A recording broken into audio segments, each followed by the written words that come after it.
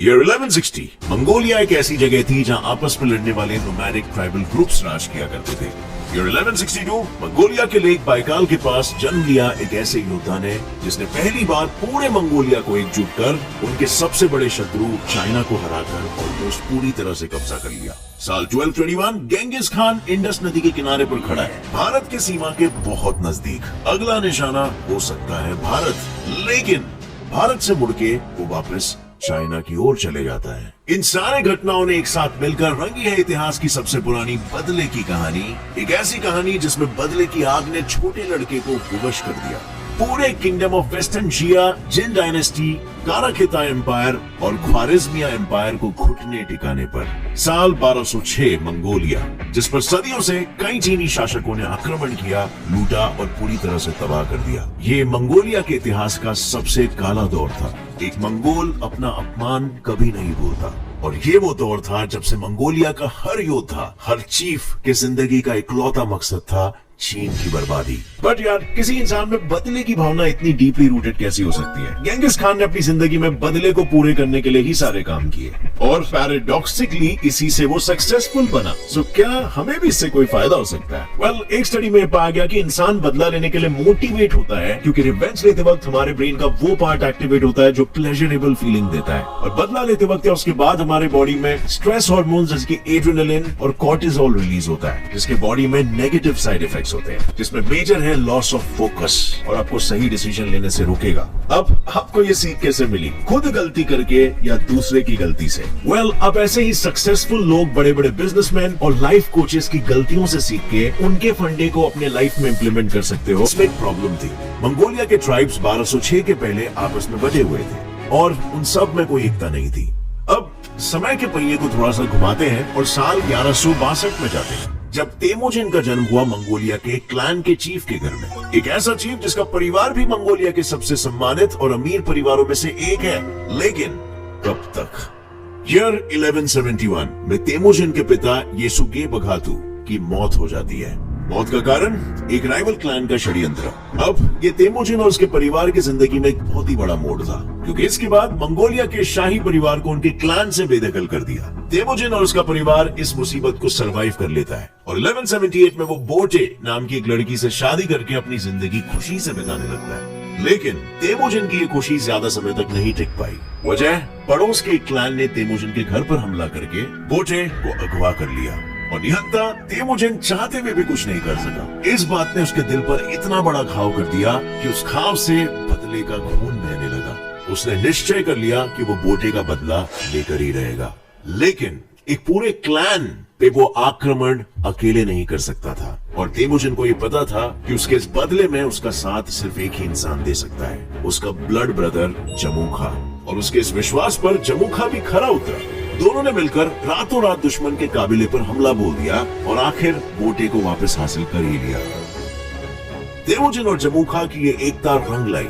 उनका पहला मकसद साकार हो चुका था और अब वक्त आ गया था अपने दूसरे मकसद को पूरा करने का, वो काम कर दिखाने का जिसका सपना मंगोलिया के हर योद्धा ने देखा था, चाइना से बदला। तेमुजिन का बदला उसके लिए कितना जरूरी था, इस बात का अंदाजा इसी बात से लगाया जा सकता है कि उसने कभी धन संपत्ति को जरूरी नहीं समझा। उसे इन सभी भौतिक वस्तुओं से ज्यादा सत्ता और अधिकार का लालच था, और उसकी यही सोच भारत की सीमाओं पर पहुंचकर भी यहाँ पर हमला नहीं करने की वजहों में से एक थी। सोने की चिड़िया कहे जाने वाले भारत की संपत्ति गेंगिस खान के कोई काम की नहीं थी। उसे तो सिर्फ एक ही चीज की चाह थी, बदला। सो अब जब उसे रोकने वाला कोई नहीं था, तब जमुखा के आर्मी और तेमुजिन की लीडरशिप के साथ दोनों ने धीरे धीरे कर सबसे पहले पूरे मंगोलिया को अपने कब्जे में ला लिया। पर कहते हैं ना, एक मियां में दो तलवारें नहीं रह सकती। उसी तरह मंगोलिया का खान कोई एक ही हो सकता था, सिर्फ एक। और इससे इन दोनों ब्लड ब्रदर्स में एक ब्लडी जंग छिड़ गई, जिसके नतीजे में दोनों तरफ के सोल्जर्स ने अपने लीडर को चुनना शुरू किया, जिसमें तेमुजिन का पलड़ा भारी था, क्योंकि तेमुजिन एक ऐसा उम्दा लीडर था जिसके लीडरशिप में सैनिक हो या चीफ, सभी को समानता से ट्रीट किया जाता था। और ये बात देखकर जमुखा के लोग भी तेमुजिन की तरफ जुड़ने लगे, जिसकी वजह से जमुखा को हराकर तेमुजिन बन गया मंगोलिया को एक करने वाला महान रूलर। एक ऐसा रूलर जिसको इतिहास के पन्नों में एक ही नाम से जाना जाता है, गेंगिस खान। वो गेंगिस खान जिसने अपने जीवन में हमेशा बस एक ही लक्ष्य रखा, दुश्मनों से बदला। और इस बदले के तीर का अगला निशाना था चाइना, जिसमें उनका पहला दुश्मन था वेस्टर्न जिया, वो इलाका जो मंगोलिया के सबसे नजदीक था। और दूसरा दुश्मन था चिन एम्पायर, जिसने मंगोलियंस का जीना मुश्किल कर दिया था। और इसीलिए कोई भी देरी ना करते हुए गेंगिस खान ने चाइना पर हमला कर दिया और महज 5 सालों में यानी कि 1210 तक वेस्टर्न जिया को पूरी तरह से अपने कब्जे में कर उसे अपना गुलाम बना लिया। इस जीत के लिए उसने अपने ही दुश्मनों की ताकत को अपना हथियार बनाया और ये हथियार था चाइना का सीज टैक्टिक। एक ऐसी टैक्टिक जिसमें वो दुश्मन के इलाकों को पूरी तरीके से घेर लेता था, जिससे दुश्मन के पास सिर्फ 2 रास्ते बचते थे, एक तो गेंगिस खान का सामना करना या फिर दूसरा सरेंडर कर देना। लेकिन कोई भी रास्ता चुनो, उसका नतीजा तो सिर्फ एक ही था, गेंगिस खान की जीत। लेकिन सिर्फ टैक्टिक्स ही नहीं, इनके साथ साथ गेंगिस खान ने एक और चीज का काफी ज्ञान लिया, लोगों से उनके धर्म और उनकी विद्या। गेंगिस खान टिग्रिस्ट धर्म का पालन करने वाला इंसान था, किंतु वो सभी धर्मों के नैतिक मूल्यों और उनसे मिलने वाली सीख का सम्मान करता था। और उन्हीं धर्मों में से एक था बुद्धिज्म, जिसकी जन्मभूमि थी भारत। अब क्योंकि गेंगिस खान बुद्धिज्म धर्म का बहुत सम्मान करता था और इसका जन्म भारत में हुआ था, इसीलिए इतिहासकारों का ऐसा मानना था कि उसके भारत पर हमला नहीं करने की ये भी एक वजह थी। खैर, दुश्मनों से चोरी छुपे ऐसे ही कई ज्ञान और टैक्टिक्स सीख उसने वेस्टर्न जिया के बाद चाइना के दूसरे पावर चिन एम्पायर को भी सन 1215 में हरा दिया। हैरानी की बात तो ये थी कि जिस चाइना ने कभी मंगोलियंस पर अत्याचार कर उन पर राज किया था, वो गेंगिस खान की वजह से इतने मजबूर हो गए थे कि उन्हें खुद को बचाने के लिए दीवार बनानी पड़ी। कोई ऐसी वैसी दीवार नहीं, the great wall of China.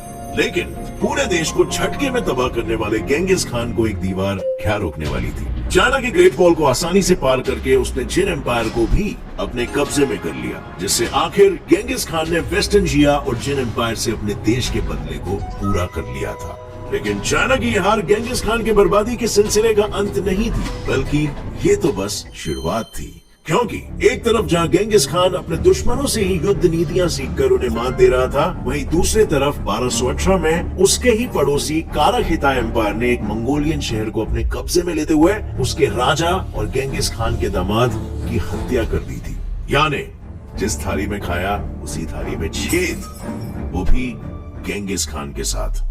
जैसे कि मैंने पहले बताया, एक मंगोल अपना अपमान कभी नहीं भूलता, इसीलिए अपने साथ हुए इस धोखे का हिसाब करने गेंगिस खान काराखिताई पहुंचा। उस पूरे एम्पायर पर हमला कर उसे पूरी तरह से खत्म कर दिया और एक बार फिर से गेंगिस खान ने अपना बदला लिया।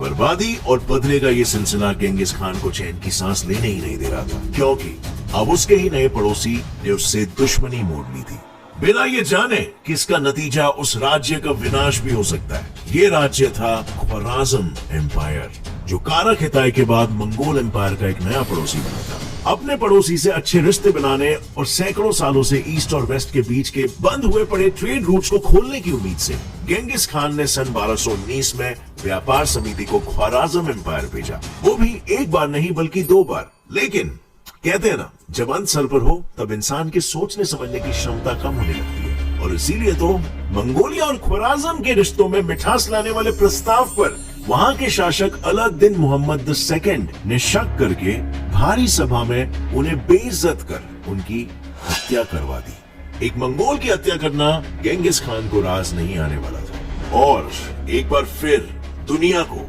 मंगोल के खून गेंगिस खान की क्रूरता को देखने का मौका मिला। वो हर हाल में मोहम्मद और उसके परिवार का अंत कर उसे बर्बाद करना चाहता था, और उसने ये किया भी। गेंगिस खान के इसी बदले ने ख्वाराज़म एम्पायर में जो तबाही मचाई, वो इतिहास के पन्नों में सबसे बड़ी तबाहियों में से एक मानी जाती है। इस तबाही के बाद मोहम्मद, जिसे अपने एम्पायर का घमंड था, वो दुम दबाकर भगोड़ा बनकर भाग गया और ख्वाराज़म एम्पायर उनके नक्शे से मिटकर मंगोल का हिस्सा बन गया।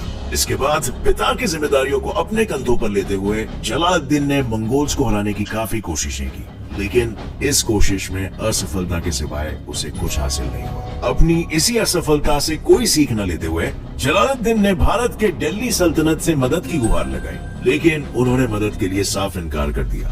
अब क्योंकि दिल्ली के सुल्तान ने मोहम्मद के बेटे की कोई मदद नहीं की थी, इसीलिए गेंगिस खान के पास भारत से बदला लेने की कोई वजह नहीं थी और शायद इसीलिए उसने कभी भारत पर हमला करने का विचार नहीं किया, क्योंकि गेंगिस खान वही हमला करता था जहां से उसकी कोई रंजिश हो।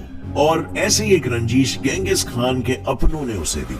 साल 1221 में जब वो ख्वाराज़म एम्पायर का खात्मा कर रहा था, तभी जिस वेस्टर्न जिया पर उसने कब्जा किया था, उसने गेंगिस खान की मदद के लिए युद्ध भूमि में अपनी सेना भेजने से इनकार कर दिया। ये गेंगिस खान के लिए किसी धोखे से कम नहीं था और इसीलिए ख्वाराज़म का युद्ध खत्म करते ही वो एशिया के बाकी हिस्सों में अपना दबदबा बनाने की जगह वापस चाइना की ओर बढ़ने लगा। अपनों से मिले हुए धोखे के बाद गेंगिस खान ने बाकी के एशिया पर कब्जा करने के सपने को रद्द कर दिया और जाहिर सी बात है, अगर वो आगे आया ही नहीं तो वो भारत तक कैसे पहुंचता। इन्हीं सब वजहों से तिनके से ताज तक का सफर तय करने वाले गेंगिस खान ने कभी इंडिया पर हमला नहीं किया। लेकिन इन सब से एक बात जरूर साफ हो जाती है कि गेंगिस खान के लिए उसका बदला ही सब कुछ था। तभी तो जहाँ जहाँ उसके साथ विश्वासघात हुआ, उसने सभी राज्यों में विनाश का इतिहास लिखा और जिस साम्राज्य से उसका कोई वास्ता नहीं था, वहाँ पर किसी भी प्रकार के लालच ने उसे वहाँ पर आने का आमंत्रण नहीं दिया। पर क्या गेंगिस खान के इंडिया पर हमला नहीं करने की वजह सिर्फ यही थी, या फिर इतिहास के पन्नों में इससे जुड़ा और भी कोई राज दर्ज है?